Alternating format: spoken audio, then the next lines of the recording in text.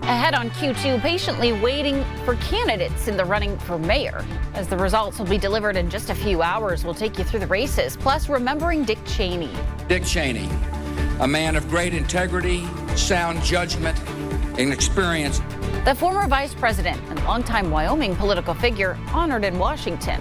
And Miles City looks to make a major move. The state already owns 500 acres here. It just makes perfect sense to put a state facility on state land.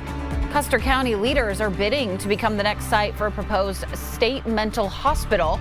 The MTN 430 news starts right now.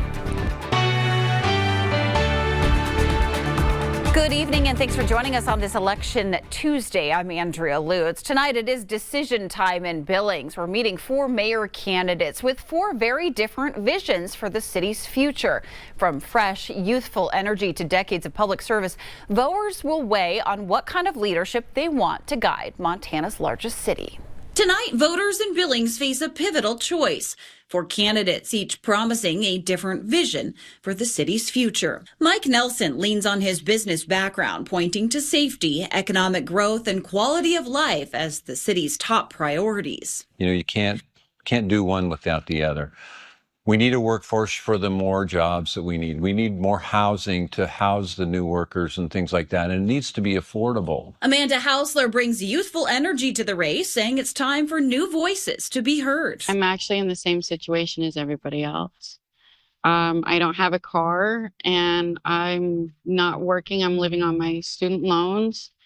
So it's like, am I paying the rent? Am I buying food? What am I doing? Jennifer Owen focuses her campaign on families and transparency, urging residents to get involved in local decisions. Government that impacts us every single day. It's the one where people can have the loudest and most impactful voice. And so I want to put those issues out to the public so that they feel like they can engage and have a voice and understand what's going on. And longtime public servant Mike Boyette highlights his decades of experience, saying he's ready to lead on public safety and city management. The council and the mayor are part-time positions. I plan on being there full-time, 8 to 5, Monday through Friday.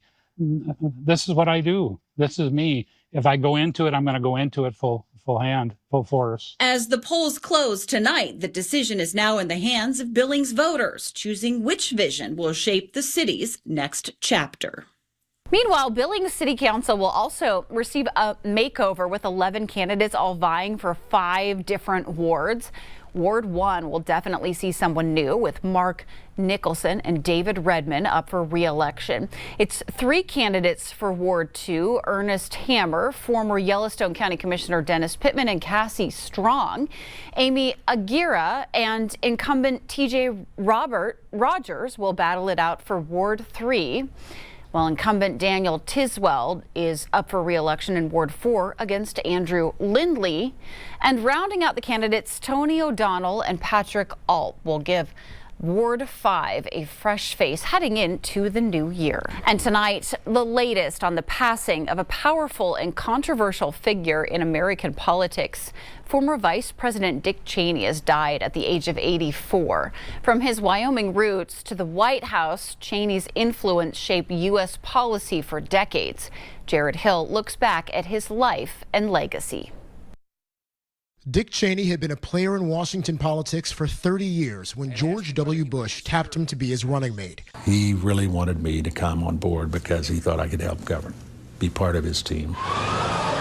Cheney led the Bush administration in the war against terror following the September 11th attacks and urged military action against Iraq. There is no doubt that Saddam Hussein now has weapons of mass destruction. Infamously never found, Cheney blamed bad intelligence and remained an influential advisor to President Bush. Dick Cheney, a man of great integrity, sound judgment, and experience. Richard Bruce Cheney was born in 1941 and grew up in Wyoming. He married his high school sweetheart, Lynn, with whom he had 2 daughters. In Washington, Cheney worked as an assistant in the Nixon White House. He then served as President Ford's chief of staff and won 5 terms as Wyoming's representative in Congress. At age 37, he suffered his first heart attack. That didn't deter President George H.W. Bush from making him Secretary of Defense. Cheney was awarded the Presidential Medal of Freedom for his handling of Operation Desert Storm.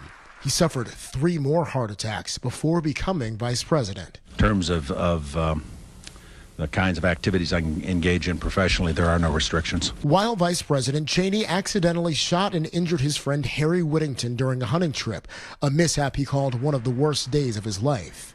Dick Cheney came in. Cheney endorsed President Trump in his first campaign, but following the January 6th assault on the U.S. Capitol, he said Trump was a threat to democracy in a video for his daughter Liz's failed re-election campaign for the Wyoming House seat he once held. He is a coward. A real man wouldn't lie to his supporters. Despite the split, President Trump ordered the flag of the White House lowered in Cheney's honor today. Jared Hill, CBS News, New York. Wyoming Governor Mark Gordon offering this on Cheney's passing tonight, saying Wyoming has lost one of its own. Former Vice President Dick Cheney served our nation with an unwavering sense of duty shaped by the grit and resolve of this state. Dick carried Wyoming values with him, his steadfast commitment, quiet strength, and a fierce belief in America. Tonight, a walk back from the White House after President Donald Trump threatened to cut off SNAP benefits. The administration now says it will keep part of the program running. White House Press Secretary Caroline Leavitt says the administration will fully comply with a court order to fund partial payments. They're using a $5 billion contingency fund into November. It comes after Trump posted on Truth Social SNAP would stop until, quote, radical left Democrats reopen the government. The threat puts millions of Americans, including 80,000 Montanans, worried about putting food on the table. Flight delays are continuing at U.S. airports while air traffic controllers are in shortage. With the government shutdown now in its second month, Newark Airport in New Jersey seeing those delays of 2 to 3 hours. Many other major airports in Houston, Dallas, Chicago, and Miami are also reporting significant delays. Continuing coverage tonight as Custer County pushes to build a proposed mental health hospital in Miles City. County leaders say they have the space and the workforce to meet the state's demands. Our Hannah Pettiferi was in Miles City today learning why it could be considered. I think there's definitely a need for it, and people have to sacrifice a little bit for the overall good. I think you got to do what you got to do.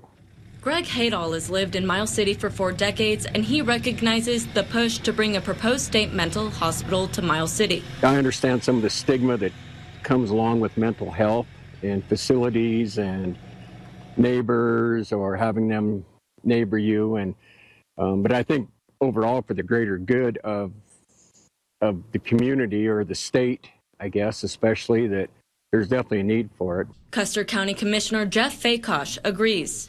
And he adds, Miles City is a great location for the mental health facility.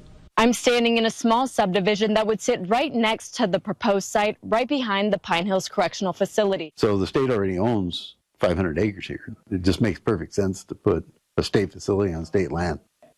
There's water and sewer, and it's in close proximity to the interstate, downtown amenities. Fakosh says in addition to the jobs the hospital will bring to the area, it will also create other jobs. There are people looking for work close to home. A lot of our people in the area do traveling medical to other locations.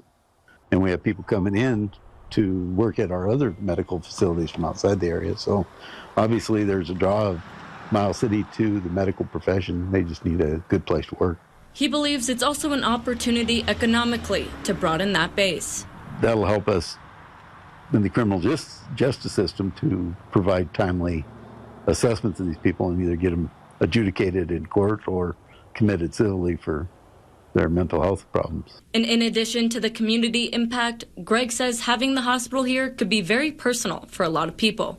I know from personal issues with some family members that we've dealt with some mental health issues over the years. In Miles City, Hannah Pettiferi, MTN News. It is hard to miss a massive new addition to the Billings skyline. Construction is underway on the $1 billion St. Vincent Regional Hospital. And the star of the show is a crane unlike anything Montana's ever seen before. This giant machine stretches 400 feet into the air and weighs more than 1 million pounds, believed to be the largest crane ever used in the state. Workers say it took 27 semi-trucks to haul in the pieces from Minnesota and Washington and 8 days to put it together.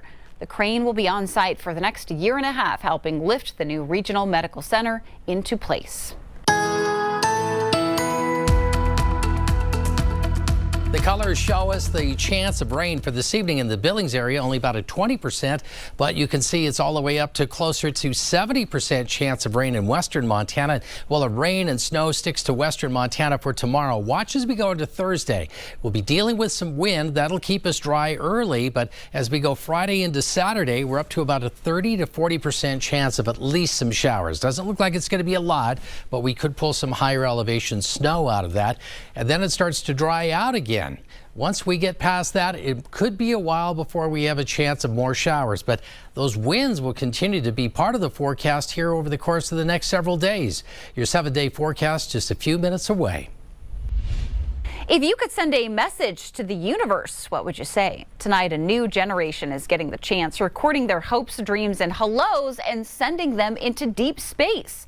Thousands of people, including kids in Australia and students at MIT, are teaming up to be part of a cosmic time capsule. Their voices will be beamed into space, a modern-day version of the golden record launched on Voyager 50 years ago. The goal is to share the sound of humanity with whoever or whatever might be listening. We're going to say hi to UFOs. You know, if we're to find evidence of life elsewhere in the universe, that will be an absolute step change for humanity and our place in it. Do you believe in aliens? 100%. If we're living, there must be other life. The Humans Project is collecting voices from over 80 countries in more than 65 languages with the goal of launching the Cosmic Conversations in 2027.